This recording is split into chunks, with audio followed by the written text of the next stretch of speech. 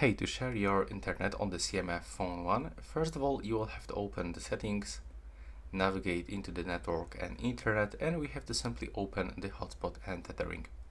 And we've got actually two methods, the Bluetooth tethering, so we can share our phone internet connection via Bluetooth, or the Wi-Fi. In this video, I will show you the hotspot with the Wi-Fi, so click on the switcher to turn it on.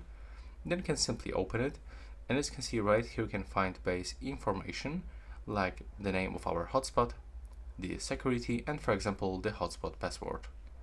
And below you can also turn off the hotspot automatically when there's no devices connected, so it will actually doesn't drain the battery of your phone. And when you click here, you can also allow other people to quickly connect by using this QR code, or for example using the quick share. And now if someone actually connect with your hotspot, so they will be actually able to use internet. And that's all for this video right now. Please subscribe to my channel.